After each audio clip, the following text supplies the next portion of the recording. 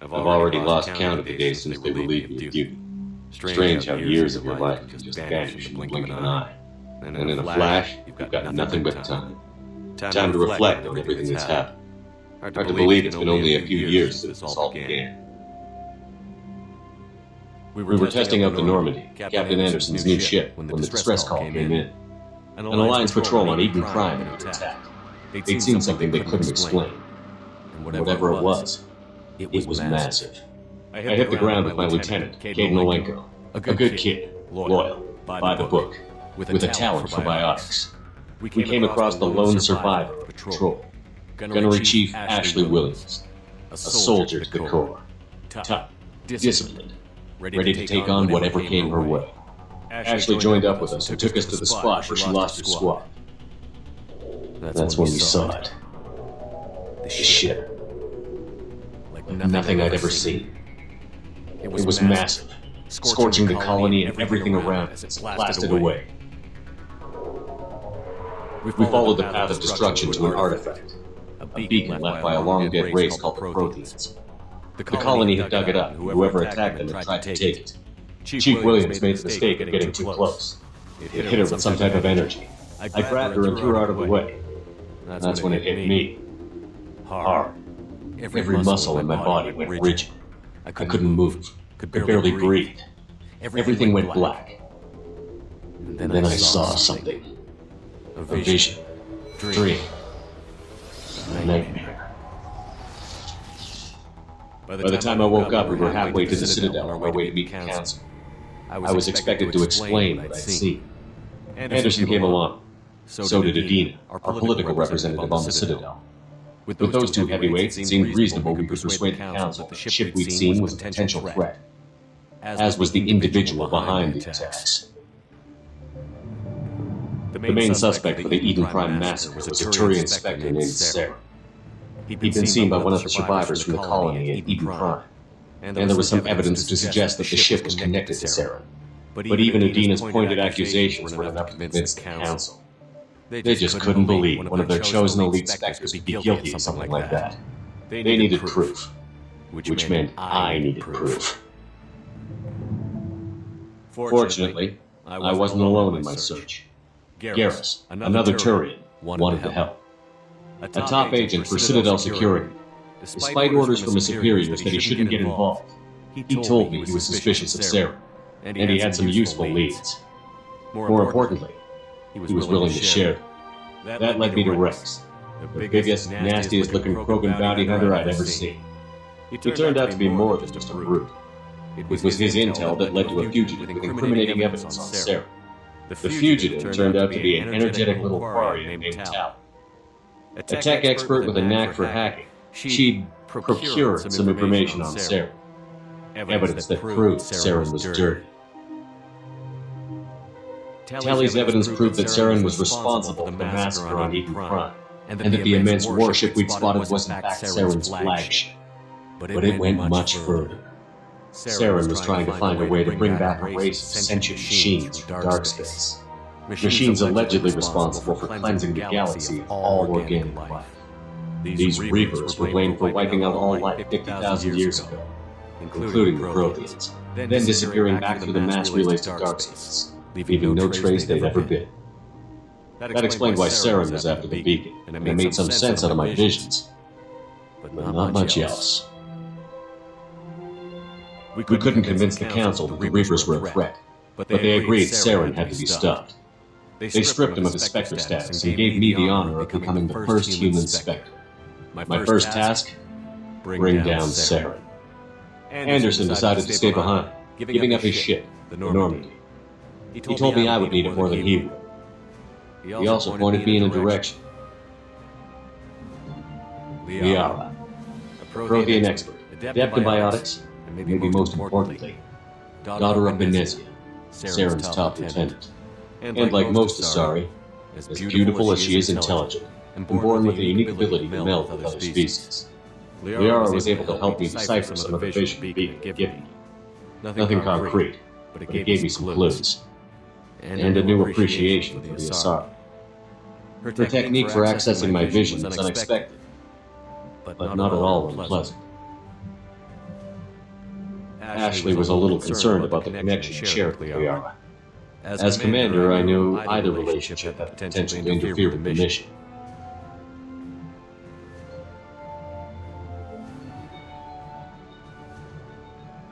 I decided discretion was the better part of valor, and kept my focus on our goal, finding Sarah. Thanks to Liara's help, we had our next lead, Venezia.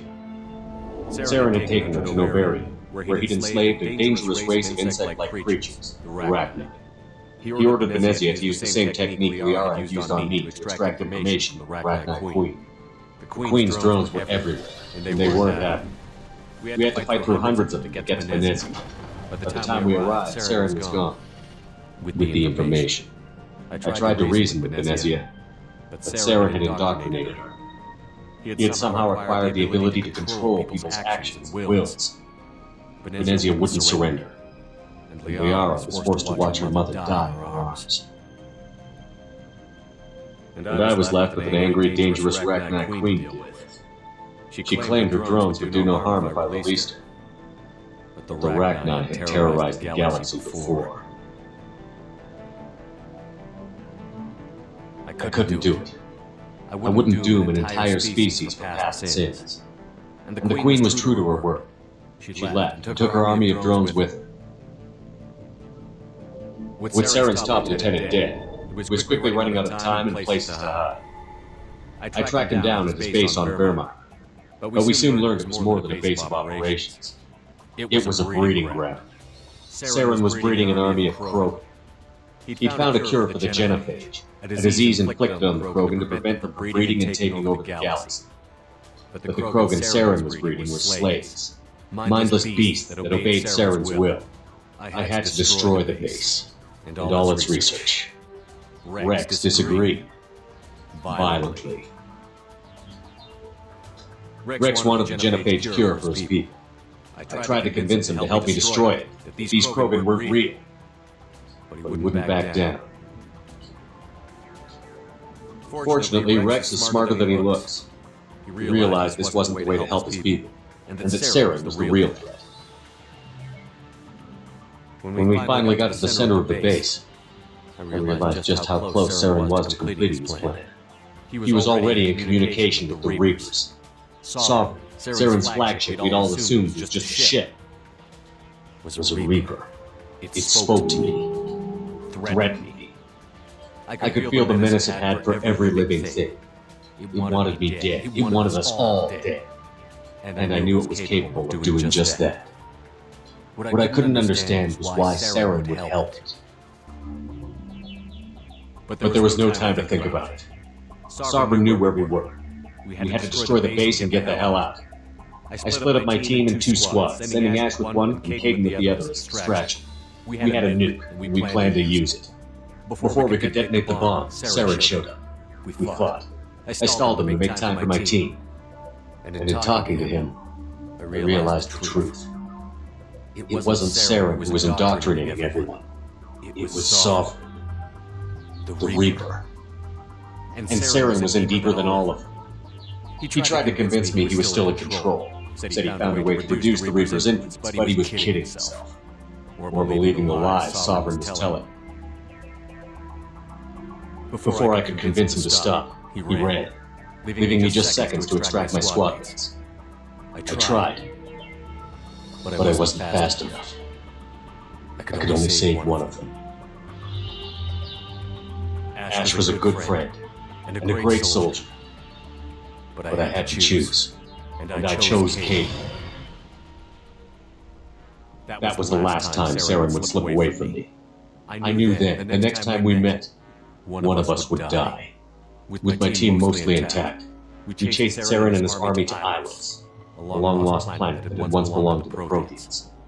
As we prepared for what we knew would be a desperate fight, I spoke to my crew. We were just one ship, against Saren's growing army. I assured them all that despite the odds, we could defeat him. I'd never tell anyone, but I had my doubts. Leaving Ashley behind had hardened my resolve, but revealed a soft spot in my defenses. How many more friends and allies would I be willing to sacrifice in order to stop Saren? We arrived on Hylos, close behind Sarah. Once on the planet, we discovered a Prothean databank that helped me put the final pieces of my vision together. The Reapers had come 50,000 years ago, and every 50,000 years before that, each time purging the galaxy of life. The Protheans had fought and died, like every species before them. But a few survived long enough to leave a parting gift. The Protheans had discovered that the Citadel was the key to controlling the mass relays. By sabotaging the Citadel, they found a way to close the relays to dark space, slowing the Reapers' return, giving us the time we needed to find a solution to stop the Reapers once and for all. Sarah knew this. He was leading his army to take control of the Citadel and re-establish the relays to dark space, bringing the waiting Reapers here to destroy us all. We followed him to the Citadel. It was intact, but heavily damaged. He had caught the Council fleets by surprise, and they were only now regrouping. And with Sovereign as his flagship, there was little hope the fleets could counterattack with enough strength to take back the Citadel. But Saren was done running, and I was done chasing. As the Alliance and Citadel fleets battled Saren's army outside, I cornered the Turian bastard in the Citadel tower in front of him. He died believing that the Reapers would save him. As I fought to regain control of the Citadel, the Council's flagship, the Destiny Ascension, fell under attack. Despite Saren's death, Sovereign and Saren's army continued to fight. The Council was aboard the Destiny Ascension, and they were requesting assistance. But I knew in order to help them, I would have to put our human alliance fleet in jeopardy. The Council had to be saved. They represented the hearts and minds of the Black community. Without them, the fleets would be in disarray. Even with the Citadel back in my control, Saren defeated, and the Normandy leading the combined Galactic fleet, the battle against Sovereign, a single Reaper, was relentless. It took the combined fleets of humanity and the other races, but in the end, Sovereign fell. But the costs were immense. While humanity's efforts in the war earned us our first seat on the Council, it was a hollow victory. The Reapers were still out there. I knew the fight was far from over, but as the one who led the fight against Saren, I was given new responsibilities. The choice of humanity's first council was left for me to decide. On the one hand, Udina, the lifetime politician. Ruthless and ambitious, he would easily navigate the political landmines that would soon be put in front of him. The other choice, Captain Anderson, the career soldier. Tough but fair, but a friend, and someone I could trust. Both great leaders in their own right. I didn't much like Udina, but sometimes you need a pit bull on your side. Someone willing to be the bad guy, for the sake of the greater good. The war was over. The threat had passed. In time, the Council would rebuild itself. The Citadel could be repaired. Even the pain of lost friends would fade. But none of that mattered if the Reapers were still out there. And if they were all as powerful as Sovereign, we had to find a way to stop them. I had to find a way. I gathered my crew, took my ship, and went in search of answers. Officially, the Council would only say I was assigned to clean up, rooting out any remnants of Saren's army. But the Geth and Saren were just the beginning. The Reapers had other plans. A few months after the battle for the Citadel, while we were on patrol, we were attacked by an unknown vessel. Before we knew what was happening, we were disabled, forced to abandon ship. The Normandy was destroyed. We lost a lot of good people. I almost didn't make it myself. Technically, I was as close to death as you could get. By the time my body was recovered, there wasn't much left. The pro-human group, Cerberus, acquired what was left of my body and spent the next 2 years rebuilding. My memories, abilities, everything. The person in charge of my recovery was a Cerberus agent, Miranda Lawson, brilliant and efficient. But before I could be completely rehabilitated, the Cerberus facility we were in was attacked. I was forced to fight my way out. In my condition, I should have died. But an ex-Alliance soldier named Jacob Taylor kept me alive. We found Miranda. We escaped. They took me to meet the elusive man, the leader of Cerberus and the one who had ordered me to rebuild. The elusive man lived up to his name, offering half answers to many of my questions. But he did explain why he had brought me back. He believed I was the one person who could stop the Reaper threat. And he explained that the Reapers had a new ally, an insectoid race called the Collectors, the ones who had attacked the Normandy 2 years earlier. Since that time, they've been systematically abducting entire human colonies and taking them beyond the Omega-4 relay, a place that no ships other than collector ships ever returned from. The elusive man wanted me to find out why humans were being abducted, and to end it. In return, Cerberus would outfit me with a rebuilt Normandy, weapons, and a skeleton crew, as long as I agreed to take along Miranda, Jacob, and an illegal AI named Eden. I told the elusive man I wanted my own team, people I knew. He already had a list of individuals that he wanted, people that might be willing to go on a suicide mission, to head beyond the Omega-4 relay and face the unknown. It was an interesting list. Ex-convicts, assassins, experimental scientists. In the end, it was my choice. It would take time and effort to recruit them all. With more humans disappearing every day, I wasn't sure I should bother.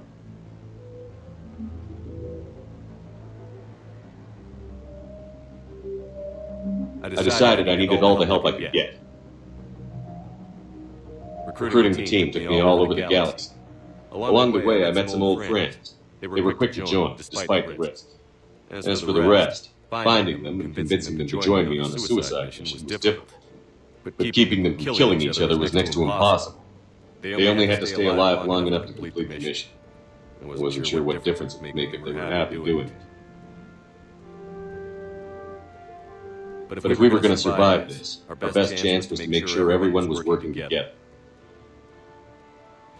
I tried to recruit and reconnect with a few of my old squad, but they were suspicious of Cerberus. No doubt why they weren't on the elusive man's list to begin with. Worse, they had moved on. For 2 years, they believed I was dead and lost. Now I was headed off on another suicide mission. If things were going to get better between us, it would take time.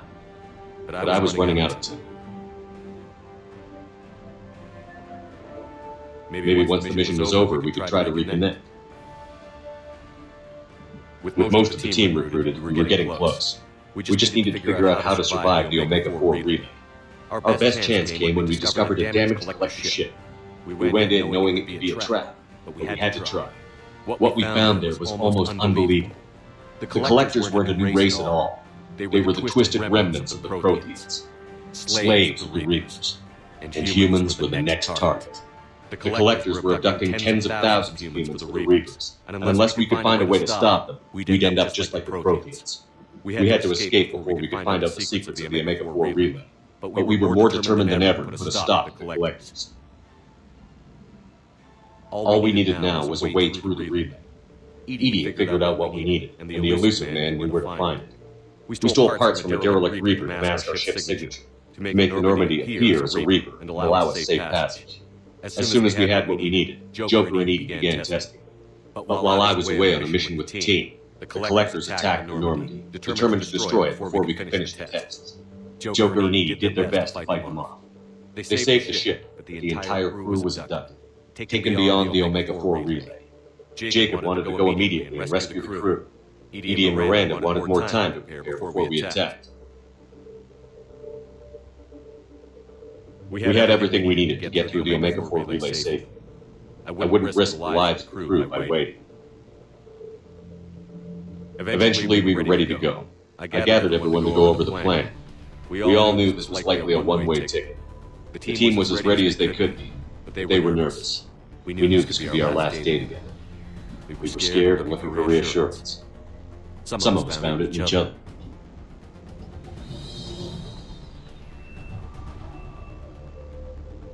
Talia came to my room to talk, shared her thoughts. We spent the night together, comforting each other. The day of the attack, everything went as planned, at first. The Normandy made it safely through. As we scanned the wreckage of all the ships that had failed before us, we found what we were looking for. The Collector base, and Guardian, the ship that had destroyed the Normandy 2 years ago, and almost ended my life. But this time, we were the attacker. The Normandy sustained heavy damage. We lost some of the team, but eventually we destroyed the Collector ship, and made our way to their base. We knew the fighting inside would be brutal. We arrived intact, and the team was strong, resilient. We repelled every attack thrown at us. Eventually, we made it to the heart of the base. To this day, I can hardly believe what we saw. The collective humans had been dissolved, transformed and repurposed to create the frame for a new Reaper, a massive human Reaper abomination. We had no choice but to destroy it. The battle caused severe damage to the base, but we needed to destroy it completely. As I prepped explosives to finish the job, we received a message. The elusive man. He didn't want us to destroy the base at all. He wanted to preserve it. He wanted to study how the humans were transformed into the abominations they see, to use the technology of the collectors to help defeat the Reapers. I always suspected the elusive man had his own motives, but I couldn't agree with him on this. We had stopped the collectors. We would find a way to stop the Reapers without sacrificing our morality in the process. We destroyed the base completely and escaped back to the Omega 4 relay. The mission was over, but we paid a price for our success. We lost almost half the team, but at least we were able to rescue the crew in time. And in the end, we stopped the Reapers from creating a human Reaper abomination. And we bought everyone just a little more time. If only there was more time. The Reapers are still coming. Every day a bit closer. I handed every piece of intel on the collectors and servers over to the Alliance brass. They're not sure what to make of it, but at least they're listening. I just hope they figure out what to do about it soon, before time runs out for all of us.